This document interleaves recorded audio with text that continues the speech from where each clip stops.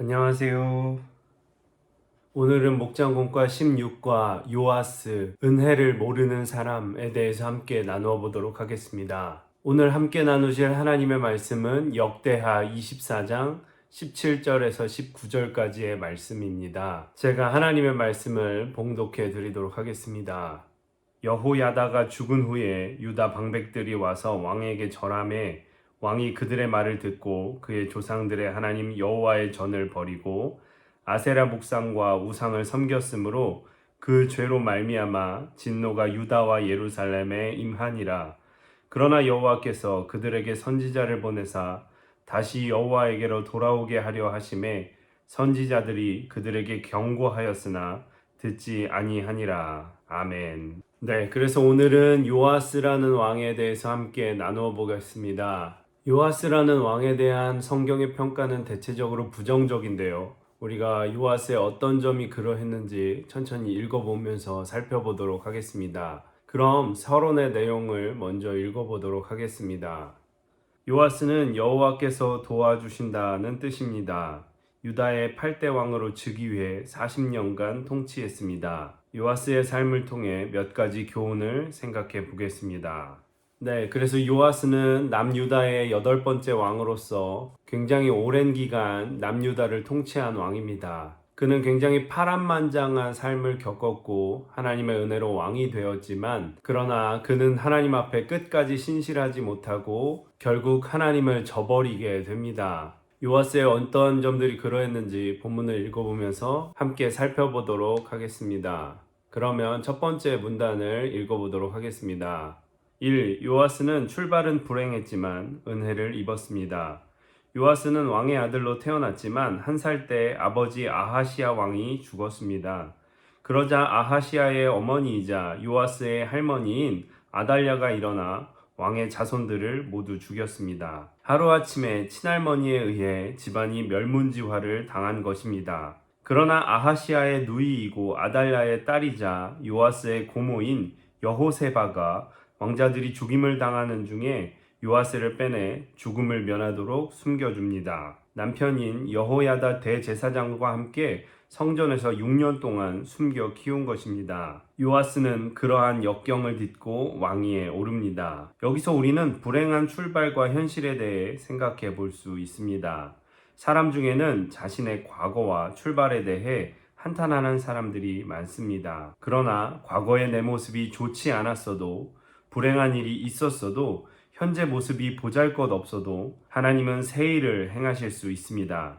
불행 중에도 보호하시고 장래를 도모할 수 있게 해 주십니다. 역경을 이기게 하십니다. 하나님께서는 요아스의 고모이자 대제사장의 아내인 여호세바를 통해 요아스를 구해 주시는 은혜를 베푸셨습니다. 하나님은 그와 같이 우리를 어려움 속에서 지켜주시고 보호해 주십니다. 우리가 알지 못하는 어려움도 막아주시고 어려움을 당해도 피할 길을 주시고 이길 힘을 주십니다. 하나님은 우리를 죄와 사망에서 구해주시고자 독생자 예수님을 보내주셨습니다. 예수님은 우리를 위해 물과 피를 다 쏟으시기까지 사랑하셨습니다. 주님은 지금도 우리와 함께 하시며 요아스를 지켜주시고 양육한 여호세바 부부처럼 우리를 인도하고 보호해 주십니다. 그러니 불행한 과거, 현재의 어려움에 얽매이지 말고 주님을 바라보며 믿음으로 나아가야 합니다. 아무것도 모르는 요아스를 지켜주신 하나님이 우리도 그렇게 지켜주십니다. 또한 우리도 여호야다와 여호세바처럼 하나님의 선한 일을 위해 쓰임 받아야 합니다. 네, 그래서 하나님께서는 아무 공로 없는 어린 요아스를 여호야다와 여호세바의 손을 통해서 구원하셨습니다. 이처럼 하나님께서는 아무 공로 없는 죄인인 우리를 예수 그리스도의 십자가 보혈을 통해서 구원하셨습니다. 우리는 그 은혜를 잊어버리는 사람이 아니라 늘 그 은혜 가운데 살아갈 수 있는 귀한 성도가 되어야 될 줄로 믿습니다. 또한 그 은혜를 입은 사람으로서 그 은혜를 전하고 베풀 수 있는 그러한 믿음의 사람들이 되어야 될 줄로 믿습니다. 그러면 계속해서 두 번째 문단도 읽어보겠습니다. 이 요아스는 은혜로 왕위에 올랐습니다. 요아스가 7살 때입니다. 고모부인 대제사장 여호야다가 왕궁 호위 군사들과 언약을 맺고 치밀하게 계획해 요아스를 왕으로 세웁니다. 죽음을 각오한 행동이었습니다. 그러한 모습을 본 아달랴는 반역이로다 소리치며 군사들에게 명령하지만 그의 명령을 따르는 군사는 하나도 없었습니다. 아달랴는 결국 사람들에게 죽임을 당합니다. 손자들을 죽이고 왕위에 오른 페륜과 탐욕의 여인의 최후였습니다. 요아스가 위기를 딛고 어린 나이에 왕위에 오른 것은 여호야다를 통해 베푸신 하나님의 은혜였습니다. 그러니 우리는 내 생각과 욕심을 따라 사는 것이 아니라 은혜에 의지하며 살아야 됩니다. 사람이 악을 행해도 세상에서 잘 되는 것 같지만 결국은 망합니다. 오직 하나님의 선하신 뜻만이 섭니다. 사람이 악한 일을 완벽하게 처리하는 것 같아도 하나님은 선한 사람들을 통해 자신의 일을 이루어 가십니다. 우리는 하나님의 뜻만이 온전히 설 것을 믿고 아달랴처럼 내 욕심을 위해 사는 것이 아니라 여호야다와 여호세바 부부처럼 하나님의 뜻만을 쫓아 살아야 됩니다. 그러한 삶을 위해 희생을 대가로 치르더라도 하나님께서 인정해 주실 것입니다.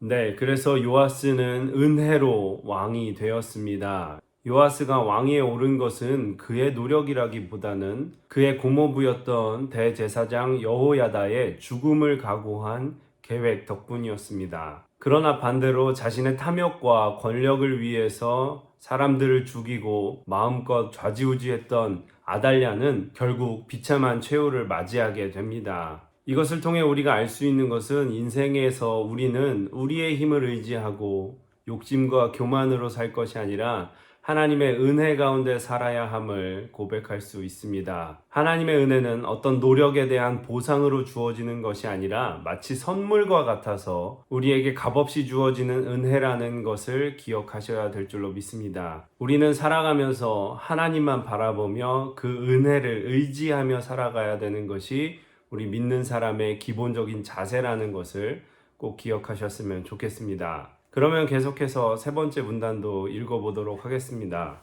3. 요아스는 재위 초기에는 좋은 점도 있었지만 점점 나빠져 비참한 최후를 맞이했습니다.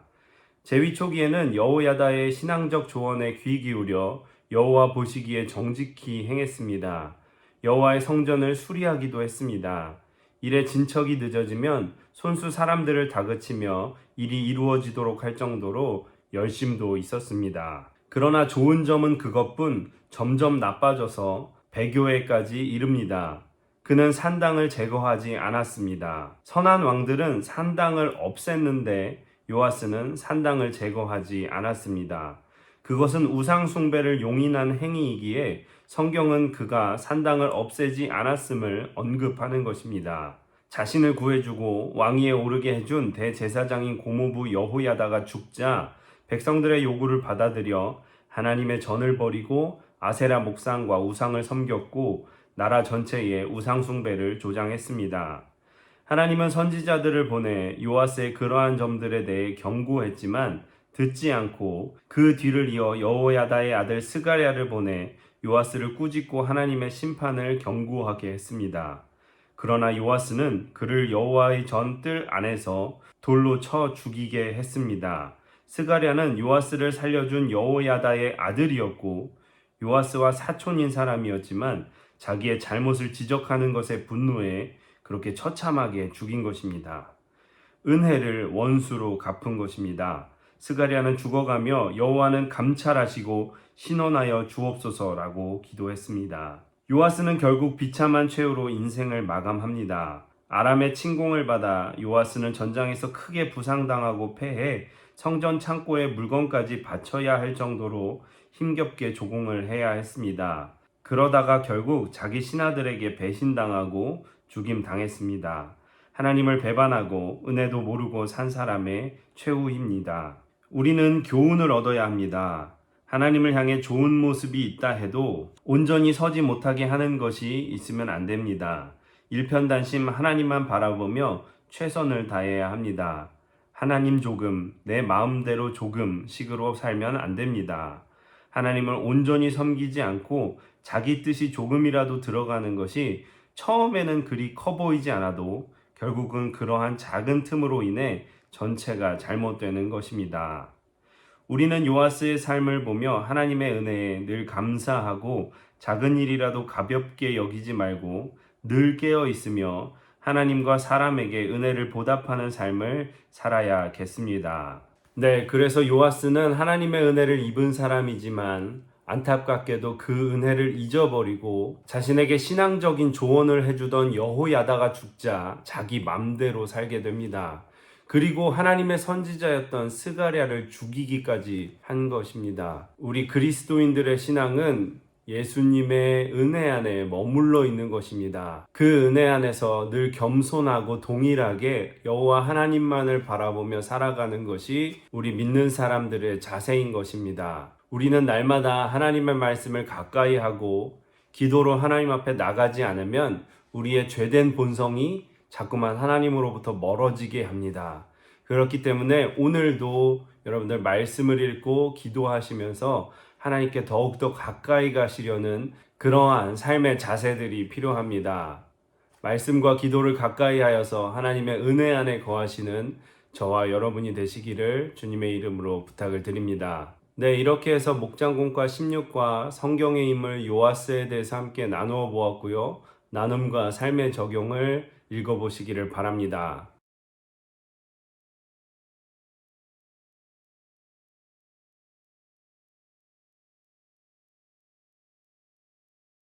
나눔과 삶의 적용을 다 읽어보셨으면 오늘 주신 하나님의 말씀을 붙잡고 각자 기도하신 후에 마치시면 되겠습니다.